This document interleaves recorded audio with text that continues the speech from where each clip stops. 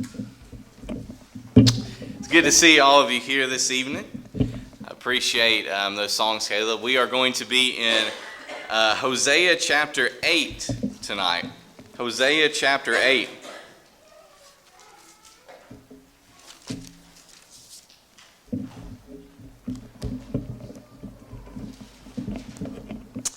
Start looking with me in verse 1, if you don't mind. Hosea chapter 8, verse 1. Set the trumpet to your lips. One like a vulture is over the house of the Lord, because they have transgressed my covenant and rebelled against my law. To me they cry, my God, we, Israel, know you. Israel has spurned the good. The enemy shall pursue him. They made kings, but not through me. They set up princes, but I knew it not. With their silver and gold they made idols for their own destruction. I have spurned your calf, O Samaria. My anger burns against them. How long will they be incapable of innocence? For it is from Israel, a craftsman made it. It is not God. The calf of Samaria shall be broken to pieces. For they sow the wind, and they shall reap the whirlwind. The standing grain has no heads. It shall yield no flour. If it were to yield, strangers would devour it. Israel is swallowed up. Already they are among the nations as a useless vessel. For they have gone up to Assyria, a wild donkey wandering alone. Ephraim has hired lovers. Though they hire allies among the nations, I soon will gather them up. And the king and princes shall soon rise because of the tribute. Because Ephraim has multiplied altars for sinning, they have become to him altars for sinning. Were I to write for him my laws by the 10,000s, they would be regarded as a strange thing. As for my sacrificial offerings, they sacrifice meat and eat it, but the Lord does not accept them. Now he will remember their iniquity and punish their sins. They shall return to Egypt. For Israel has forgotten his maker and built palaces, and Judah has multiplied fortified cities. So I will send a fire upon his cities, and it shall devour her strongholds. I want to begin, by focusing on verse 7. Verse 7, it says, for they sow the wind, and they shall reap the whirlwind. What does this phrase mean? They sow the wind. It's the title of our lesson tonight. You can see that on the screen. I want you to imagine for just a moment you are going to sow seed, but you're not doing it like a normal farmer maybe does today. You're doing it kind of old school, and you're actually going out and doing it by hand, and you're casting out seed, sowing seed along the way as you go. And as you throw the seed, a huge wind gust comes. And rather than the seed actually coming and falling to the ground as you would expect it to, the wind carries the seed away and it never touches the dirt. Well, in that situation, your effort to actually sow the seed, it's useless. It's in vain. The wind has made it that way. And that is what is being said right now about the nation of Israel. That their efforts, the things that they have been putting effort into, well, those things are in vain. They sow the wind, and they shall reap the whirlwind. Since they do not sow to anything good, they don't put time, energy, and effort into the things they should, they're not going to reap anything good. And this idea of, well, you reap what you sow, very much a biblical concept, right? We'll see that in the New Testament carried over, and we will see it later in this lesson. We'll come back to that idea. I want you to continue looking at me in verse 7, and just how much is being emphasized by God through Hosea here, that their efforts are in vain. They sow the wind, and they shall reap the whirlwind. Okay, now imagine for a second, maybe some of those seeds, they do make it to the dirt. The wind didn't carry them all away. Some of them, maybe they do make it to the dirt. Then what happens? Well, some standing grain comes up, right? You got some plants. Well, what happens? The standing grain has no head. It shall yield no flower. Even if the seed gets to the dirt and a plant comes up, it says it's not going to have a head. It's not going to produce the grain that it's supposed to. And then it says, if it were to yield. So he continues with this hypothetical and says, okay, say okay, some of the seed is carried away by the wind, most of it. A little bit makes it to the dirt, and a plant comes up, and almost all of that has no head. It's not going to bear any fruit, so to speak. But let's say some of it were to yield. Then what happens? Strangers devour it. In other words, no matter how far you carry this out, the point by God through Hosea is you're sowing into things. You're putting effort into things that it's going to turn out as vanity for you. Your efforts are going to be wasted. They're going to be useless. And so that's the message to the people. Now, what we're going to spend the majority of our time doing is looking at the other verses in the chapter and asking the question, or answering the question, what exactly were they doing that was in vain, or that was empty or useless? And so, when you look through this, I want you to observe with me, what does it look like to sow the wind, spiritually speaking? And to answer that question, we've got to go back and start looking at verse 1. It says, set the trumpet to the lips, give the warning blast. When the battle is coming, when war is on the horizon, when you see the enemy coming, what do? You sound the alarm, right? You blow the trumpet to let them know it is on the way. And so what you have here in Hosea chapter 8 is a chapter where the language is presented as if the enemy is on the horizon. The battle is right there. We've been talking about the punishment of God, the repercussions of God as we've gone through the book of Hosea. And you're at a point now in Hosea 8 where the language is such as, there it is. There's the enemy. They're right there on the edge of the cliff. They're about to come down into the valley. So set the trumpet to your lips. One like a vulture is over the house of the Lord. The house of the Lord, meaning not the temple, but the nation of Israel. Sometimes we use that word house to refer to a family, right? So, how many people are in your house refers to the people, the family itself, and that's the way the language is being used here. And you got this idea of a vulture. Some translations might use the word eagle in verse 1, but the idea is you have a bird of some kind, a bird of prey that is swooping over the nation, is ready to dive down and attack. And I would just like to point out that these things that are being said in Hosea 8, they're not accidents. When you go back to the law itself, in Deuteronomy chapter 28, verse 49, what we will see is this: the Lord will bring a nation against you from far away. In other words, this is what's happening in Deuteronomy 28. God is giving some conditions. If you say, don't keep my covenant, what's going to happen? The Lord will bring a nation against you from far away, from the end of the earth, swooping down like the eagle, a nation whose language you do not understand. So God says, if you're not faithful to me, Israel, this is what's going to happen. I'll send a nation to you, and they will be like an eagle, like a vulture, like a bird of prey that will swoop down and prey on you and attack you. When you get to Hosea 8, what you have is Hosea saying, it's happening. What God said in Deuteronomy 28, here it is. That is going to happen to the nation of Israel because they have been unfaithful to God. And so the first point that I'm presenting here is what they do is they cry out to God in vain. This enemy is on the horizon. Here they come. And what happens? Verse 2, to me they cry, my God, we, Israel, know you. We know you, God. Remember us. Remember Israel. We're your people. We know you. Protect us, in other words, from the enemy that is coming. And yet, their cries, they're in vain. Why are they in vain? It says in verse 3, Israel has spurned the good. Spurn the good. What does that word spurn mean? It's rejection. Right? They have rejected the good. What is the good? The good is the things of God.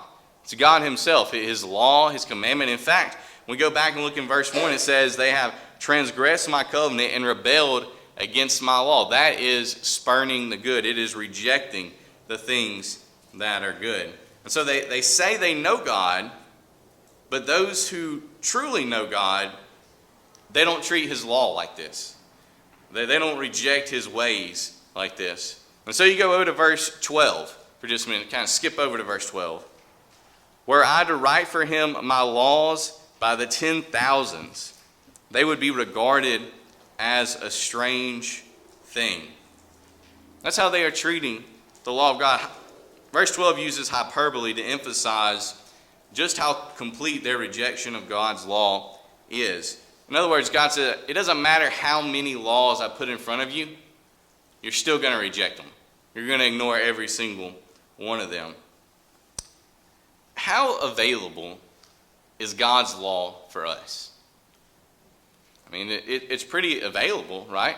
I mean, I picked this book up right here, and I can read the law of God. I can go on my phone, I can listen to the law of God. However, I prefer to take it in. It's available to us. God has multiplied it in a sense. I would ask, in my mind, in my household, in my heart, in my life, is it a strange thing to me? God has multiplied his law, has made it available, but have I made it such as it is strange to me? This idea, they cry out to God in vain. Why? Because they say they know God, but in reality, they ignore his word. They ignore his commands. And we come over to the New Testament, and Jesus has a very interesting and a very sobering conversation, and says this in Matthew 7:21-23. Not everyone who says to me, Lord, Lord, will enter the kingdom of heaven, but the one who does the will of my Father in heaven. On that day, many will say to me, Lord, Lord, did we not prophesy in your name, and cast out demons in your name, and do many mighty works in your name? And I will declare to them, I never knew you. Depart from me, you workers of lawlessness. What's the point there for Jesus? People are going to say to him, Lord, Lord. They're going to say, I know you. You know me. Look at the things I did in your name. Just like Israel. God, you know us. We know you. And Jesus is going to say, you say that, but you didn't do the will of the Father. You did not keep my commands. You were in fact workers of lawlessness. And so all of us like to say, I'm a Christian. I know God. How have you treated his law? How do you treat his covenant and his commands in your life? It is possible to cry out to God in vain. Number 2, they appointed rulers in vain. This is verse 4. Hosea chapter 8, verse 4. They made kings, but not through me. They set up princes, but I knew it not. Now, how could it be that the God of the universe could not know something? They set up princes, but I knew it not. I don't think it means that God literally didn't know what they were doing. I think it means that they did not seek God's counsel in this. This was not of God, in other words. Remember when God first allowed them to set up kings for themselves? This happens in 1 Samuel chapter 8, verse 7. It says, the Lord said to Samuel, obey the voice of the people and all they say to you, for they have not rejected you, but they have rejected me from being king over them. Okay, so just think about this. When they first ask for a king, they are, in a very strong sense, rejecting God as king. Say, we want one of our own to be king over us. We want to be like the nations around us. And God says, okay, I'll give you a king. But guess what? Those kings, those first few, they were all appointed by God. Who decided that Saul would be the first king of Israel? God did. And he had Samuel go and anoint him. Who decided after Saul was unfaithful to God that David would follow him up? God did. And he had Samuel go and anoint him. And who decided that Solomon would be the son of David that would sit on his throne and would build the temple? God decided that. But then what happens? The story goes astray after that. It goes downhill. And the kings are not put in place by God anymore. The ruler is not appointed by God. God is not sought in council. Who should we put as king? No, it's done by men. We make whoever we want to be king. And we we have a coup and we overthrow the king, so that means I'm king. All right? And so, verse 4, they made kings, but not through me. They set up princes, but I knew it not. You know, I asked Caleb to sing that last song right before the lesson, the song Lead Me to Calvary. And the first line of the song is, King of my life, I crown thee now. We live in a nation where we elect our leaders, but we don't have a king. Not like Israel had a king. We also don't have the same type of government that they had in the nation. We don't function off a theocracy or anything like that. But each one of us have a decision to make about who we are going to elect or appoint or allow to be king of our life. And there's only one suitable candidate for that. There can only be one source of power that ultimately reigns over us. We looked at Ephesians chapter 2 in our Bible class this morning, and we talked about the prince of the power of the air, a ruler, a dark ruler that rules in this world. Of course, this is a reference to the devil.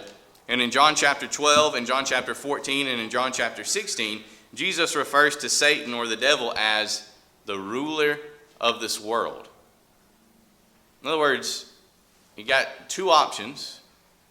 King of my life, who will I crown? I can crown the Lord king of my life.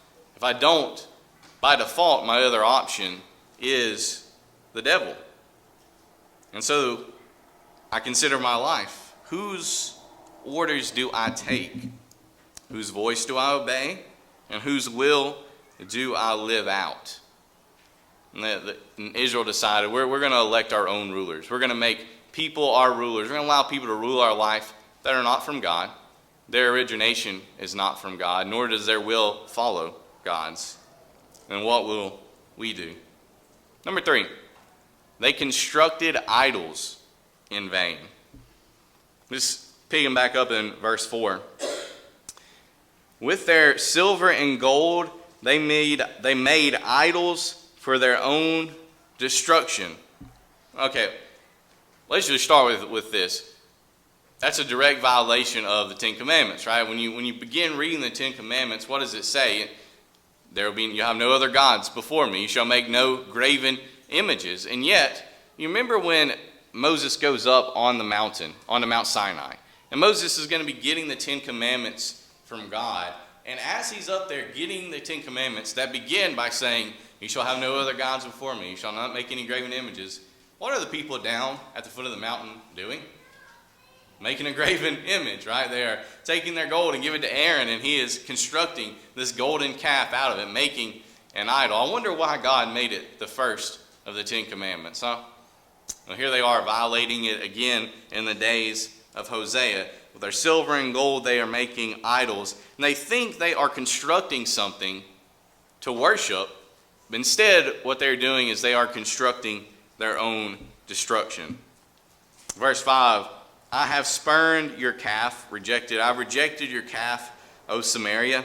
My anger burns against them. How long will they be incapable of innocence? For it is from Israel. A craftsman made it. It is not God. The calf of Samaria shall be broken to pieces.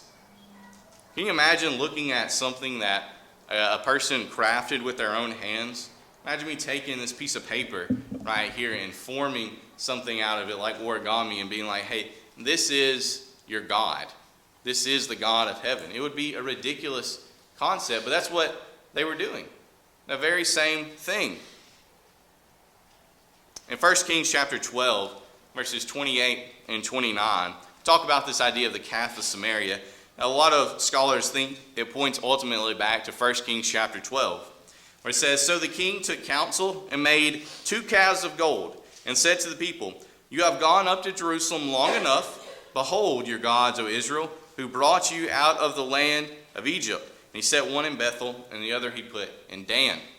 And so this is this decision made by the king to take and make these 2 calves of gold and say, remember this, by this time there's been a divide.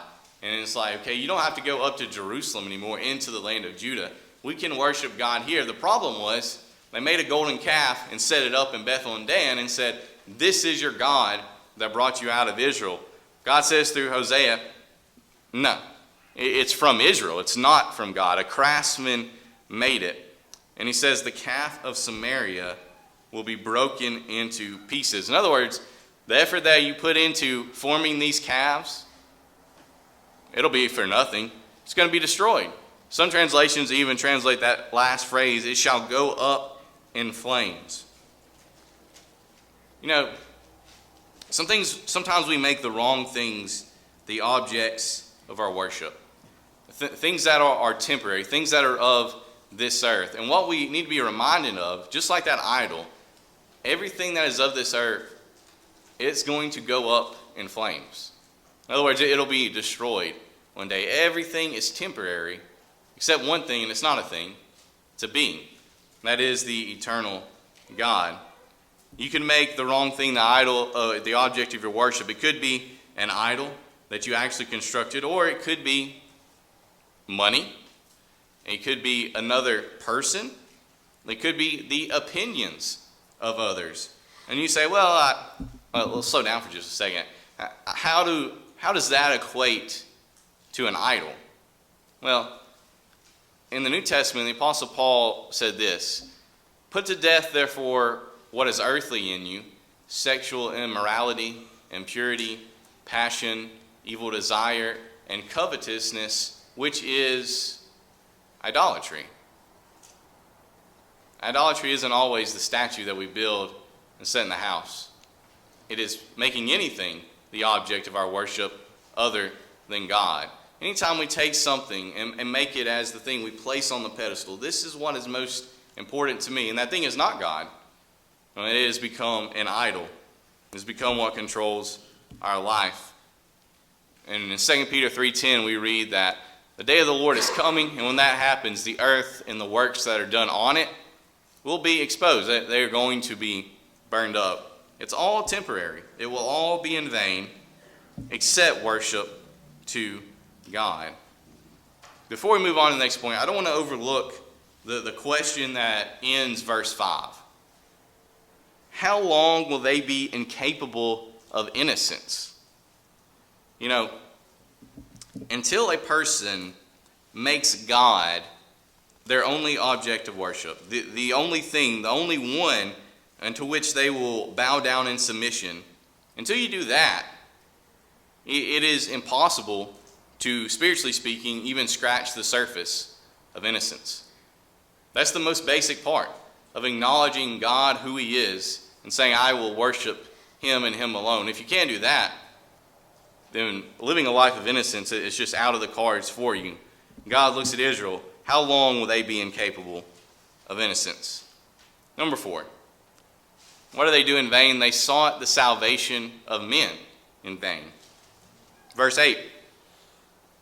Israel is swallowed up, which speaks of their captivity. A nation is going to come and going to take them in to themselves. They're going to be swallowed up, taken into captivity by Assyria. Already they are among the nations as a useless vessel. So that their place of prominence is gone. It's lost. And so what we find from verse 8, and we just started in verse 8, any efforts that have been made to spare themselves, they're depicted as being a failure. And then it becomes more clear when we read the next two verses. Verse 9. For they have gone up to Assyria. Why? Why did they go up to Assyria? They went to make a partnership, right? An alliance. In fact, and we'll read in just a second, they went to hire them to say, hey, we don't want to be captives. How about we make some type of partnership here, some type of agreement?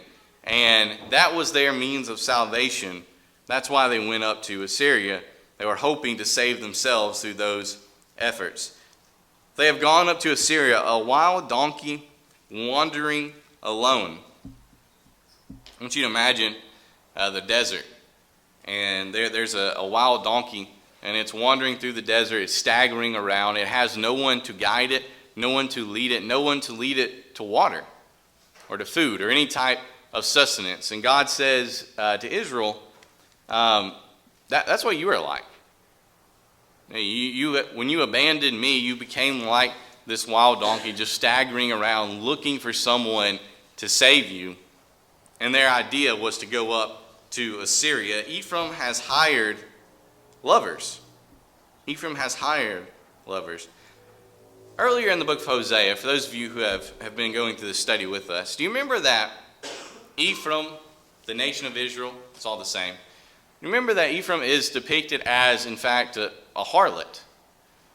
Now, not to be too gruesome or blunt here, but people normally would pay a harlot for their services, right? But here the nation has become so unattractive to the other nations that they, in fact, have to hire them. The roles are reversed. The harlot is hiring their lovers. That's what it says. Ephraim has hired lovers for themselves. You know, Israel, when the nations looked at Israel, they didn't have anything to offer them anymore. It was, they were useless, it says. They were as a useless vessel among the nations in verse 8. And so in order to get their help, they couldn't say, well, we've got all this, you know, why don't you look how great it would be if we made a partnership. It was, this is how much money we have. Can we make an agreement? Verse 14.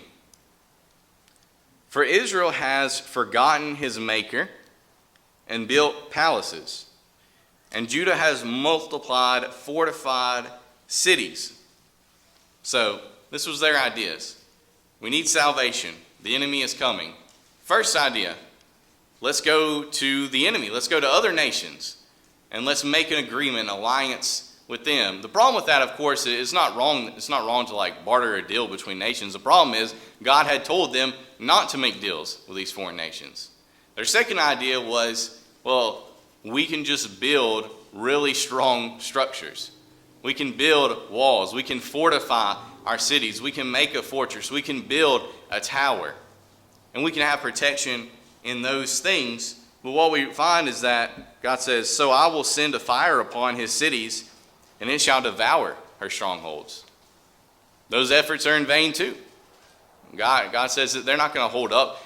What could the efforts of man do in opposition to the wrath of God? Nothing. Absolutely nothing. All those efforts will be in vain. And so the application, I think, of this point is very simple, very straightforward. Who will we turn to for our salvation? There is salvation in no one else, for there is no other name under heaven given among men by which we must be saved. Acts chapter 4 and verse 12. And sometimes we can fool ourselves into thinking that we can gain salvation because we are a good person, or we can look to salvation through a certain preacher. There is no salvation in anyone else. There's salvation in one. Remember when the Corinthian Christians started saying things like, I am Apollos, I am of Apollos, I am of Cephas, I am of Paul. What did Paul say? Did Paul die for you? No, Christ died for you. There is salvation from one source. Any effort we make for our own salvation that is outside of Jesus Christ, it will be in vain. Lastly, they approached worship in vain.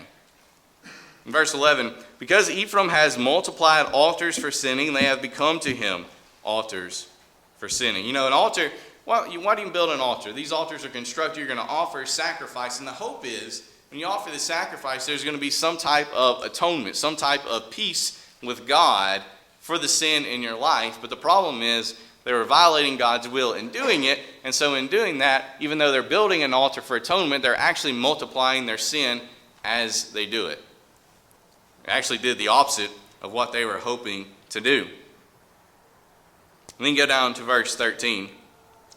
As for my sacrificial offerings, they sacrifice meat and eat it, but the Lord does not accept them. Now he will remember their iniquity and punish their sins. They shall return to Egypt. They offer these sacrifices, they sacrifice the meat and eat it, but God does not accept it. What's up with that? Why isn't God accepting? There are several reasons that worship could be rejected by God. We've looked at this recently. We talked about it this morning. We talked about it through Hosea. Worship can be in vain if it is offered contrary to how God commanded it to be offered. It can be in vain if one makes no effort to repent and live for God in their lives. We find another reason here in Hosea 8. Worship can be in vain if worship is selfish. What does he mean when he says they sacrifice meat and eat it? Did you know that in the days of Hosea, having meat was not something that you had at every meal? It wasn't a common thing. Not that they never ate meat, but it was more of a delicacy, so to speak, or a privilege. Maybe for us it'd be the equivalent of like going out to, a more fancy restaurant or having a steak dinner or something. I don't know. But it wasn't like you had meat at every single meal all the time, at least if you are a commoner, a normal, average, working day person. But when you did get to have meat? When you went and made your peace offerings. You would have the animal and it would be killed and part of it would be burnt in the offering. And what happened to the other part? The person who offered it got to eat it. You would eat meat. And so what we find in Hosea 8 is that they go for these sacrificial offerings. They sacrifice meat and they eat it. Why are they there? They're not there to make the sacrifice to make a peace offering with God. They're not there because they want some type of atonement. They're not there because of sin in their life. They're there in truth, it seems, very simply, feed their stomachs. If I offer the peace offering, I get to have the meat that is associated with it. Their worship was about their pleasure. It was about their own satisfaction, what they could get out of the effort. And we've got to be very careful not to mirror that mindset for ourselves. Why do we come to worship? Do we come to worship strictly because of what we can get out of it? Because I enjoy the singing. I like the music. Because I appreciate how the preacher makes me feel from his lessons. I enjoy the edification from other people. All those are wonderful things. But it's not the main point of worship. Worship is about worshiping God, offering something to God. We should not choose where we go to worship strictly by what entertains us the most. When we do that, worship has become selfish. And when it's selfish, it is in vain. If you sow an apple seed, you're going to get an apple tree eventually, and eventually apples. If you sow sunflower seeds, you're going to get some sunflowers. Hosea says, if you sow the wind, you're going to reap the whirlwind. If you invest time, energy, effort, and your trust into things that are useless, you're not going to get anything useful in return. And so to close the lesson, I just want to remind you of what is written in the New Testament about this. Do not be deceived. God is not mocked. For whatever one sows, that will he also reap. For the one who sows to his own flesh will from the flesh reap corruption. But the one who sows to the Spirit will from the Spirit reap eternal life. There is a harvest day on the horizon. The harvest is coming. Where am I sowing? To the flesh or to the Spirit? Do I sow toward God, things that are purposeful, or do I sow the wind? Maybe it's the case tonight that there needs to be a change made in your life. That you need to walk a different path, go a different way, sow seed in a different area. If that is the case, Caleb is going to lead us in an invitation song. If you've got any need, why don't you come while we stand and while we sing? Jesus, you were all